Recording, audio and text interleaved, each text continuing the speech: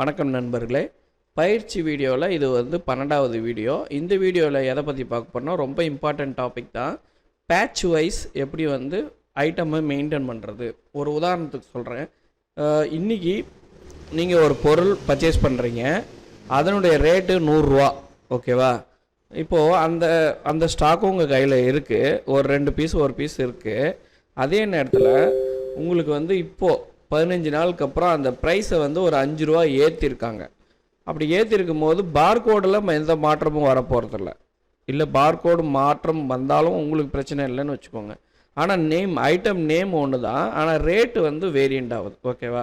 இதே வந்து இந்த விஷயத்தை எப்படி ஹேண்டில் பண்ணலாம் அப்படின்னு பார்த்தீங்கன்னா, இதுவே வந்து ஃபுட் ஐட்டம்ஸாக இருக்குது. அதாவது manufacturing date, expiry date, batch number, இது ரிலேட்டடாக இருக்கக்கூடிய பொருளாக இருந்தால் நம்ம என்ன பண்ணுவோன்னா, ஃபார் எக்ஸாம்பிள் இப்போ மாஸ்டரில் ஐட்டம்ஸ் வந்துடுறேன்.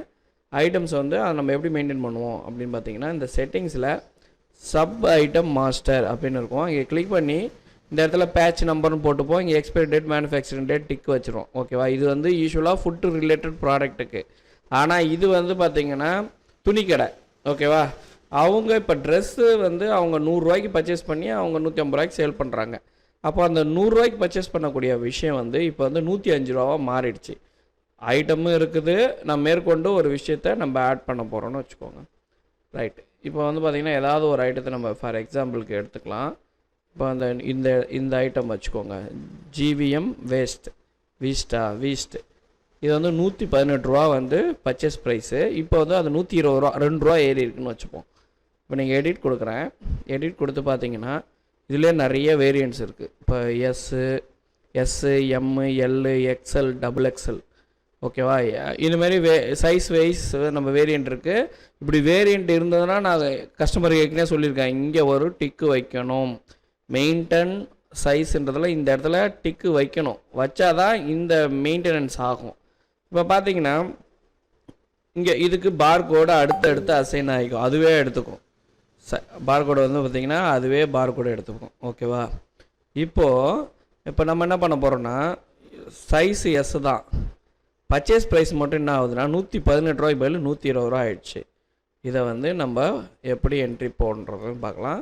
ஐட்டமில் போய் எடிட் பண்ணாதீங்க, ஓகேவா? எந்த விஷயமா இருந்தாலும் ஃபஸ்ட் டைம் நம்ம ஸ்டாக் ஏற்றும் போது மட்டும்தான் ஐட்டமில் போய் அட்ஜஸ்ட் பண்ணணுமே தவிர, நீங்கள் அதுக்கப்புறம் நீங்கள் சாஃப்ட்வேர் ரன்னிங் ஆகிடுச்சு, பிஸ்னஸும் ரன்னிங்கில் இருக்குது அப்படின்னும் போது கண்டிப்பாக பர்ச்சேஸ் என்ட்ரி தான் போடணும்.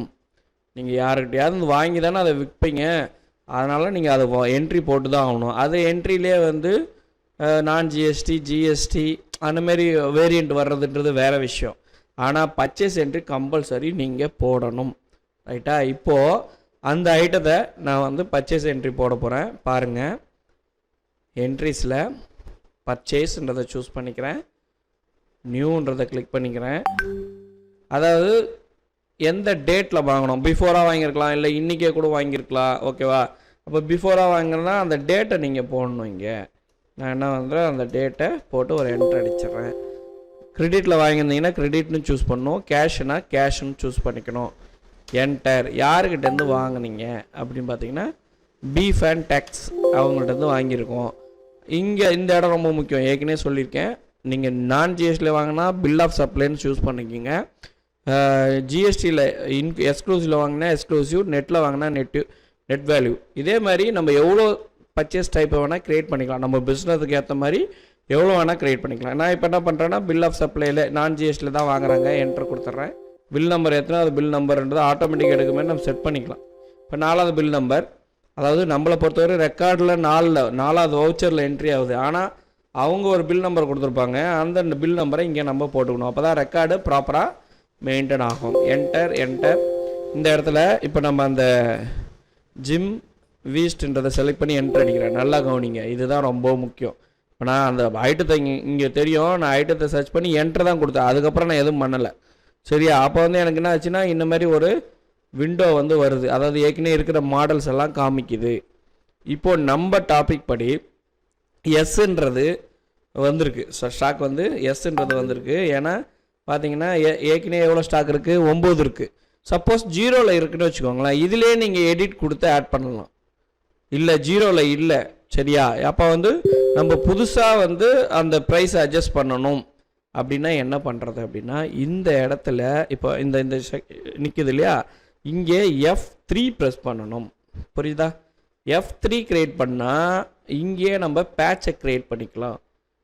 ஃபஸ்ட்டு நல்லா புரிஞ்சுக்கோங்க, ஐட்டம் க்ரியேட் பண்ணுறதுன்றது வேறு, அந்த ஐட்டத்துக்குள்ளே சப்பு இதை க்ரியேட் பண்ணுறது வேறு. இப்போ பாருங்கள், எஸ்ன்றத சைஸு, பர்ச்சேஸ் ப்ரைஸ் மட்டும் ₹2 கூடி இருக்குது. ஓகே, ஸோ சேல்ஸ் ப்ரைஸு நீங்கள் ஏற்றினாலும் ஏற்றலாம். எம்ஆர்பி பேசிக் ப்ரைஸ் தேவையில்ல. மினிமம் சேல்ஸ் ப்ரைஸ்ன்றது ஹோல்சேல் ப்ரைஸு.